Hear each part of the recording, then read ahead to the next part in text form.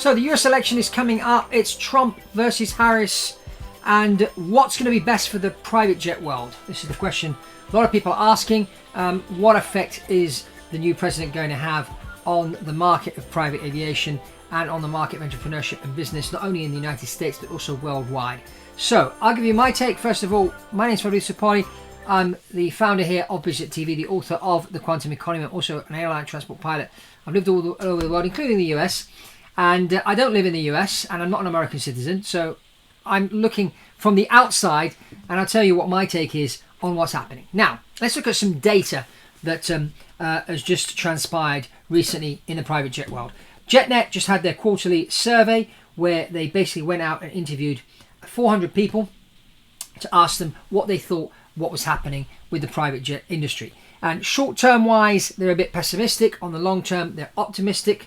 That's the first interesting piece of information here. They also talked about that in 2022 we had a peak of 5.2 million movements private jet wise, and that has gone down to 5 million over the last 2 years. So we've seen less private jet activity during a Biden-Harris administration. So that's interesting to note.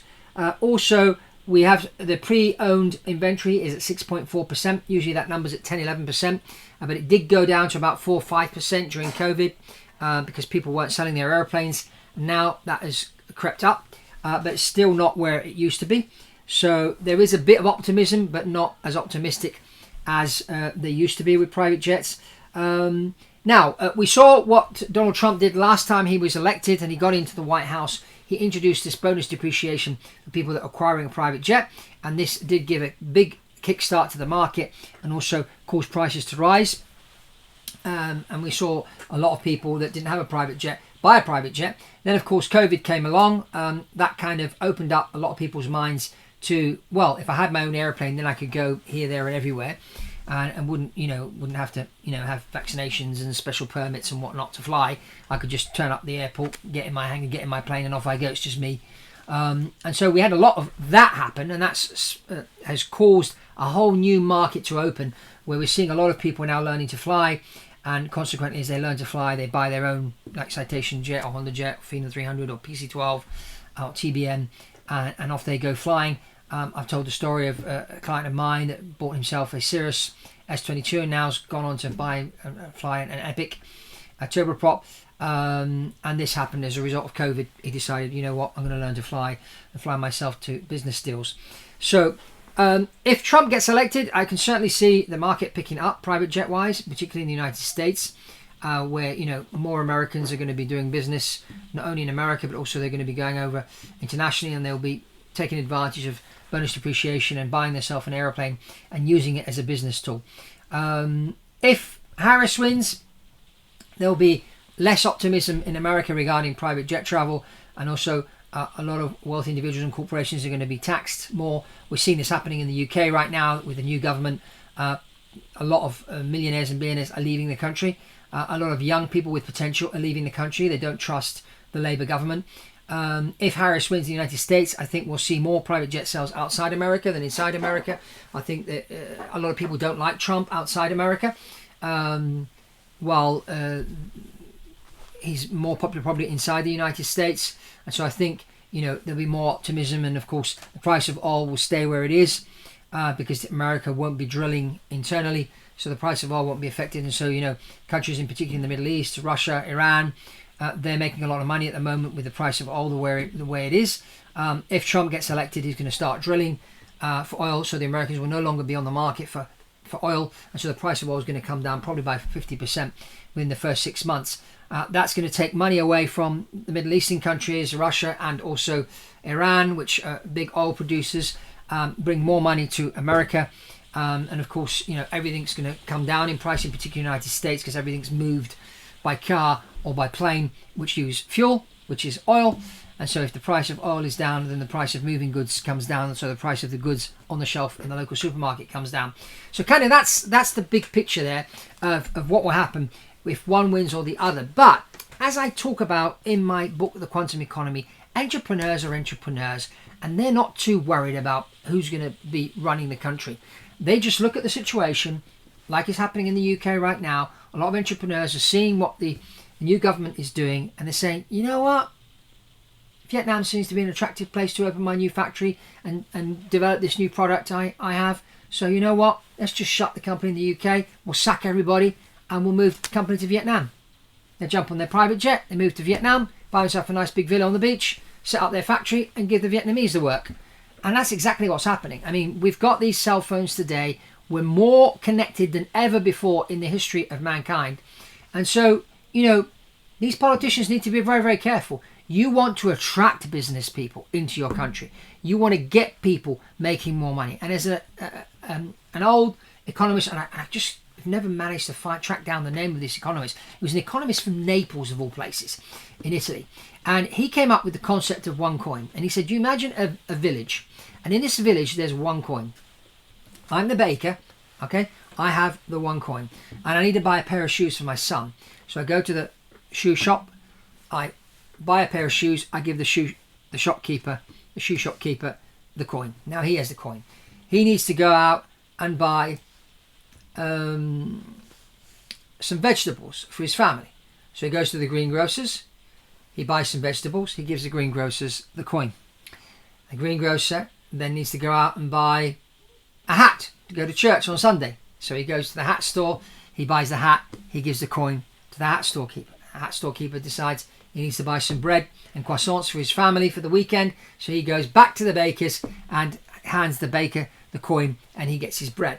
Now, as long as the system encourages people to go out and spend that coin, everybody's going to have what they want. You saw we started off with the baker and we ended with the baker. But in that exchange, everybody ended up having what they needed. So if we allow this coin to circulate more, people will have more of what they need. They'll be happier.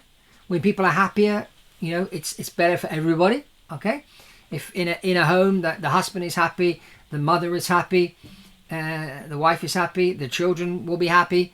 You know, it just has a knock-on effect on everybody. And so this coin needs to be able to circulate. So let's bring this into an economy today. If you've got a government that decides to tax people more and put rules and regulations to stop this coin from circulating, the coin won't circulate. So now the baker's got the coin and he's not going to buy the shoes. The shoe shop guy hasn't got the money, hasn't got the coin, so he can't go and buy stuff at the greengrocers. And so that coin doesn't circulate. Nobody has what they want. But today, what happens is, you know, you're connected to the internet. And if suddenly you're a young person living in England and you're seeing the way things are going and you're thinking to yourself, I got two of my sons, for example, they've been working in the US for the last few months. They called me the other day, said, Dad, we're not coming back. I said, why? Well, you see what's happening in England. I said, well, you're right. I said, I think opportunity's over here. So, you know, the UK are losing, and not because they're my sons, two young, very capable young men that are going to create a lot of wealth over the next few years and a lot of jobs. It's not going to happen here in England. Now, if the government over here had been more friendly towards business and given more incentives, then this would have happened. So bring the private jet into the equation. The private jet is a tool for the business person. As I tell the stories in my book, Quantum Economy, of these different entrepreneurs that use the airplane as a business tool. And I think whether Trump's elected or Harris is elected, worldwide, there are going to be more private jet sales because these entrepreneurs today are a lot more mobile. Okay, today you can go on YouTube, see what it's like in Vietnam, even if you're living in Oklahoma City, and say, you know what, I think there's some opportunity over there. Let's go and have a look. And they go and have a look and they decide they're going to do business there and they need an airplane to get around in. So they get a private jet, private aircraft. So there's more, and then there's more people like me telling the story of private jets, and you put a bee in someone's bonnet, you know, and yes, it does cost a certain amount of money to buy, but you can get a lot of these jets financed, 80-90%. I'm doing 2 deals right now for aircraft financing. One is an older airplane, 30-year-old airplane. We're getting 50% financed on that one, and then we're getting 90% financed on a new aircraft. So you don't really have to put that much money down. Yes, of course, you have to prove that you can pay the installments, but then you need to, above all, think, how am I going to use this plane to make money? Where am I going to go in this plane to go and do deals? And that's really the mindset. And the way the world is today, if suddenly America goes one way, certain entrepreneurs are going to leave and go and expand their businesses elsewhere. But they will expand their businesses and they will need a private jet. Yes, I do think that with Trump as president, there'll be more private jet sales in America than if Harris wins, just because of the difference in policies. But still, the overall worldwide, private jet sales are going to be on the increase because people in other countries are going to be buying private jets. People in other countries will be probably more encouraged by Kamala Harris being president than Donald Trump. And that's kind of where it sits right now. I'm not saying I'm in favor of Trump or Harris. As I said, I'm not an American citizen. I don't live in America. I can't vote. I like to keep my opinions private politically as well. But if we look at it objectively, Donald Trump is certainly going to help business aviation develop more in the United States than Kamala Harris. That's a fact. But worldwide, I think we're still going to see the industry move in a positive manner because people need a private jet. COVID has shown when economies are shut down and they start to make air travel a bit of a nightmare, and you see that if you have your own airplane, you can still go to places. It just gives you a great advantage.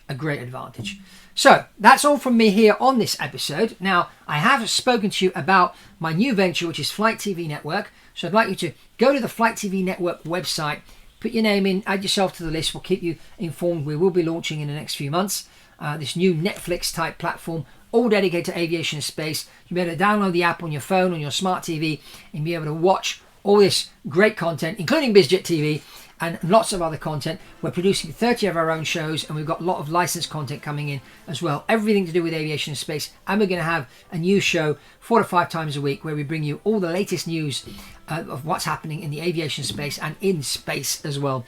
Like the latest Polaris Dawn mission, what's happening on the space station, satellites, technology, AI, anything that flies. We'll be covering those stories too. So check out flighttvnetwork.com and check out the trailer of Flight TV on this link here that you can find here. And that's all from Fabrizio on BizJet TV, and I'll see you on the next one.